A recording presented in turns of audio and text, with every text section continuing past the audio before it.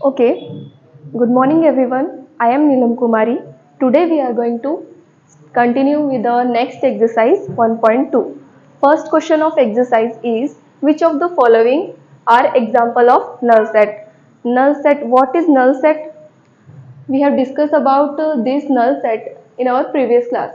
Null set is nothing but empty set. The set containing zero element inside it. Zero element means उसके अंदर zero element नहीं होना चाहिए, उसके अंदर कुछ भी नहीं होना चाहिए. ठीक है, कोई भी एलिमेंट एग्जिस्ट ही नहीं करता. उसको तीन नाम थे, कौन कौन से? नल सेट, एम्प्टी सेट और वॉइड सेट. तो फर्स्ट क्वेश्चन, हमें इन सबको चेक करके बताना है इनमें से नल सेट कौन सा है. तो first one, set of odd natural number divisible by 2. Odd natural number कौन कौन से होते हैं? नेचुरल नंबर स्टार्ट होते हैं 1 से. Odd natural number means 1, 3. ठीक है, कौन से होंगे? 1, 3, 5, 7. ये सारे कैसे ऑड नेचुरल नंबर है. ठीक है, 1, 3, 5, 7 ये सारे कैसे आगे तक ऑड नेचुरल नंबर है. तो इनमें से क्या कोई भी 2 से डिविजिबल होगा? नहीं होगा. कोई भी ऐसा नंबर नहीं है जो ऑड है और 2 से डिविजिबल हो. ऐसा कोई भी नंबर नहीं है. इसलिए हम क्या बोलेंगे? Yes, it is a null set. Okay, और next question is set of even prime number. तो इवन प्राइम नंबर, तो प्राइम नंबर्स ऑलमोस्ट ऑड ही होते हैं, सिर्फ एक नंबर को छोड़ के. कौन सा? वो नंबर है 2. 2 को छोड़ के सभी प्राइम नंबर कैसे होते हैं? ऑड होते हैं. ठीक है, तो no, it is not a null set, क्योंकि इसके अंदर एक एलिमेंट है जो कि 2 है. 2 सिर्फ एक ऐसा इवन नंबर है जो कि प्राइम होता है, इसलिए इसके वजह से ये नल सेट एक नहीं होगा.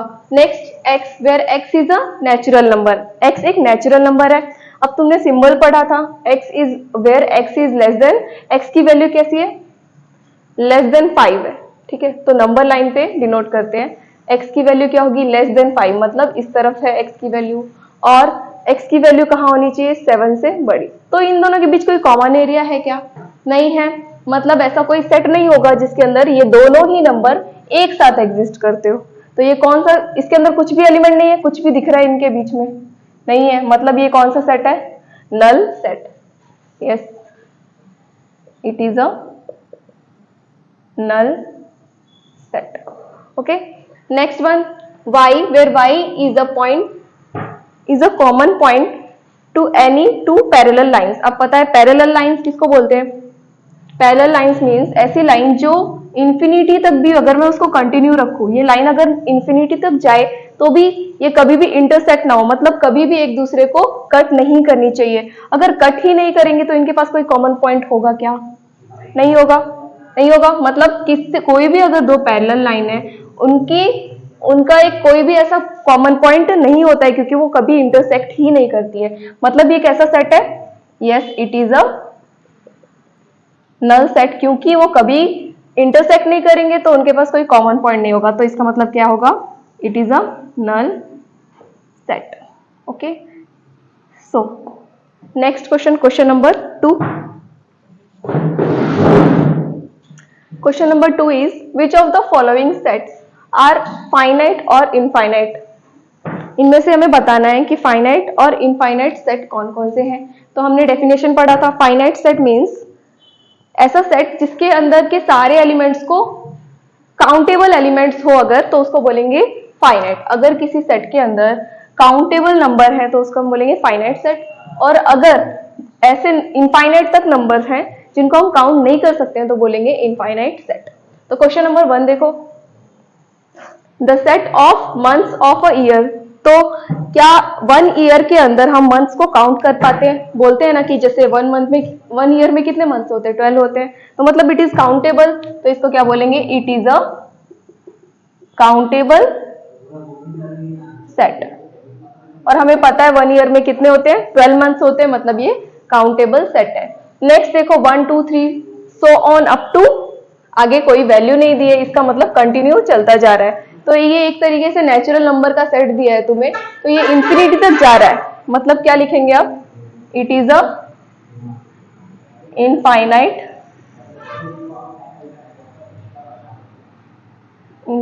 सेट, और यहाँ पर काउंटेबल सेट या फिर फाइनाइट सेट लिख सकते हैं। Next third question 1 2 3 so on up to 99 100, मतलब 100 तक के नंबर्स है। तो 100 तक के कितने भी नंबर हो, स्टॉप तो हो गए, मतलब हम उसे काउंट कर सकते हैं, मतलब it is a finite set. Next the set of positive integer greater than 100, मतलब 100 से बड़े पॉजिटिव इंटीजर्स। तो 100 से आगे अगर मैं चलूं पॉजिटिव इंटीजर, तो 100 से आगे 1000 2000 करोड़ आगे तक काउंटिंग जाएगी, कोई फिक्स नहीं है, 100 से बड़े ही नंबर मिलेंगे, मतलब इंफिनिटी तक जाना पड़ेगा। तो मैं लिख सकती हूँ इट इज अ, इंफिनिटी तक गए मतलब इनफाइनाइट नंबर है, it is a infinite set. Okay, next question the set of prime number less than 99। तो 99 से छोटे प्राइम नंबर कौन से होते हैं? 2 5 3 7 ऐसे करके बहुत सारे मिलेंगे। 99 से छोटे 25 ऐसे नंबर होते हैं, अगर आप चेक करो तो 25 नंबर्स ऐसे मिलेंगे जो 99 से छोटे हैं और प्राइम है। तो एक तरीके से मैं उनको काउंट कर सकती हूं, तो क्या लिखेंगे? It is a finite set.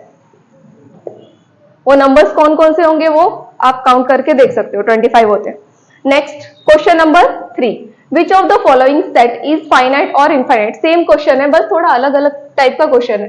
तो देखो the set of line which are parallel to X axis, जैसे कि एक हमने फ्रेम बनाया, यहाँ पे एक्स एक्सिस के पैरेलल कौन सी लाइन होगी?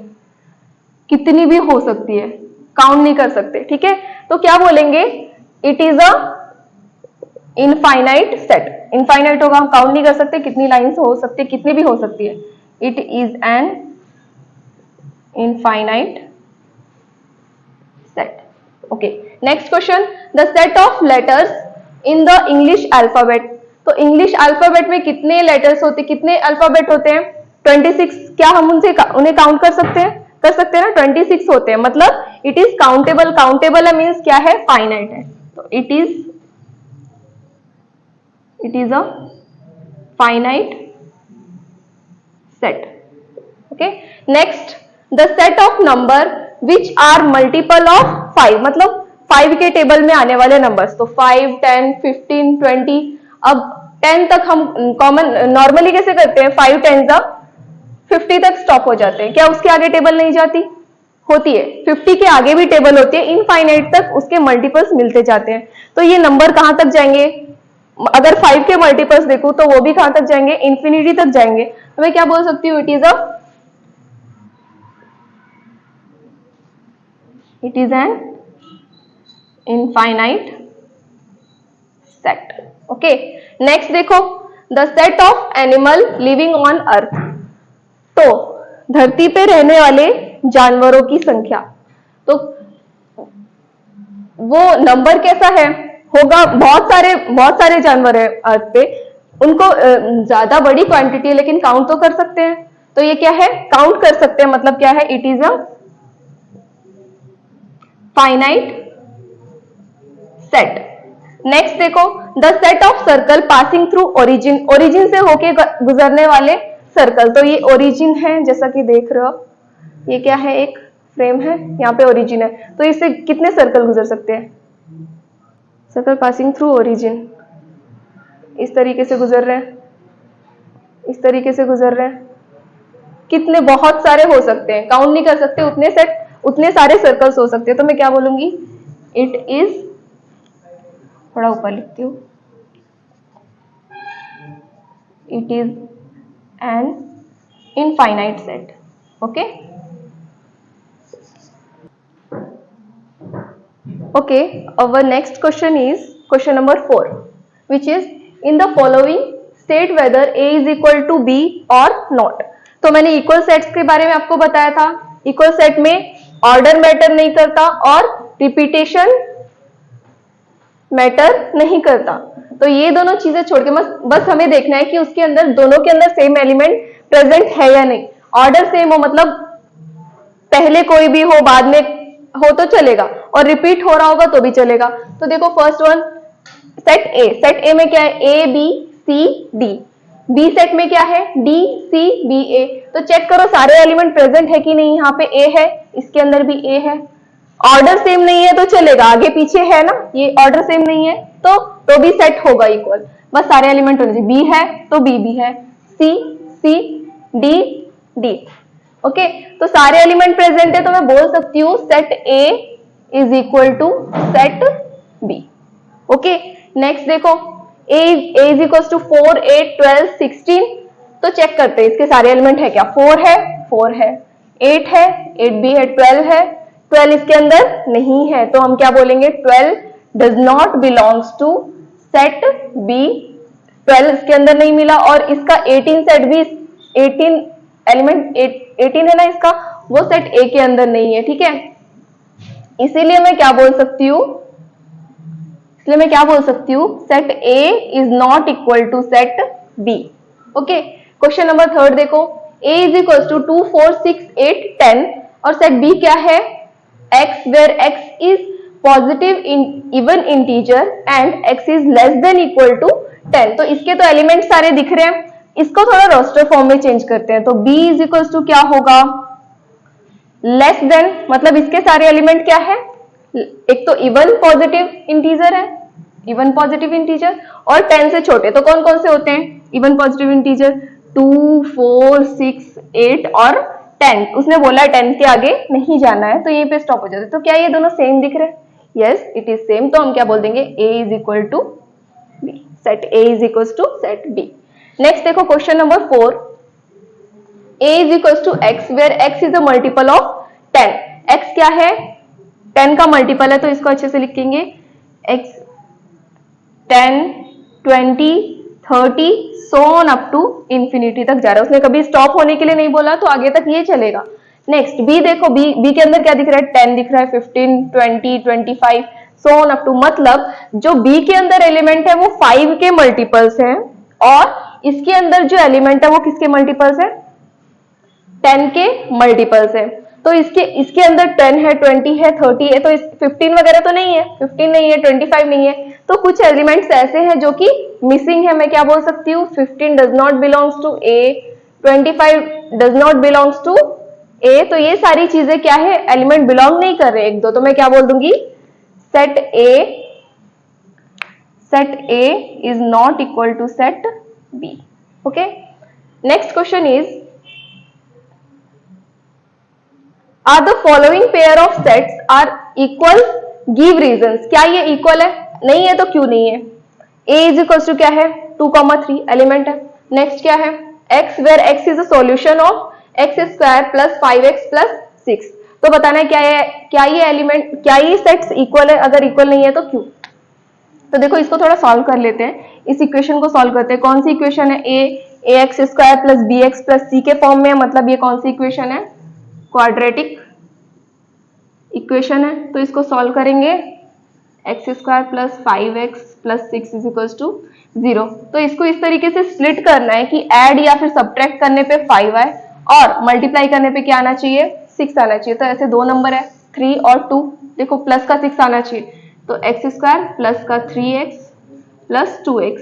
ठीक है, देखो मल्टीप्लाई करने पे प्लस का 6x स्क्वायर और प्लस करने पे 5x, तो इन दोनों में से x कॉमन लेंगे तो x प्लस 3, और इन दोनों में से 2 कॉमन लेंगे तो x प्लस 3।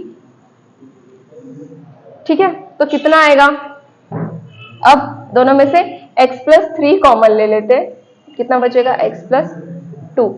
तो x प्लस 3 एक बार इज इक्वल टू 0 हो जाएगा, x प्लस 2 इक्वल टू 0। तो x की वैल्यू कितनी आई, -3, और यहाँ पे x की वैल्यू कितनी आई, -2। मतलब b के अंदर कौन कौन सा एलिमेंट प्रेजेंट है, फाइनली मैं वहां से देख के बता सकती हूँ कि b के अंदर कौन कौन से एलिमेंट प्रेजेंट है, -2, -3। क्या a और b के एलिमेंट, अब देखो वहां से आंसर लेके आए, अब देखो क्या ये दोनों सेम है, नहीं है, तो मैं क्या बोल सकती हूँ, therefore a is not equal to b। क्यों नहीं है, उसका रीजन आपको दिख रहा है, -3 does not belongs to set a, -2 does not belongs to set a। ठीक है, दोनों एलिमेंट इक्वल नहीं है। नेक्स्ट देखो, a where x, a set a is equals to x where x is a letter of the word follow. तो मैंने आपको बताया था इसके लिए सेट बनाते हैं, चलो सेट बनाते हैं। तो एफ जो भी रिपीट हो रहा है उसको दोबारा लिखना है, FOL। डबल टाइम रिपीट हो रहा है एल तो नहीं लिखना है, एक बार ही लिखना है। ओ भी एक बार लिख चुके हैं, ठीक है। अब बी के लिए बनाते हैं फिर से। Y is a letter of the word wolf. तो इसके अंदर देखो, इसके अंदर भी लिखेंगे WOLF, ठीक है। क्या इसके सारे एलिमेंट सेम है? देखो F है, OOLL W सारे एलिमेंट्स है, मतलब ये सेट क्या है? इक्वल सेट है। ऑर्डर चेंज है लेकिन एलिमेंट्स तो सारे अवेलेबल है, मतलब set A is equal to set B।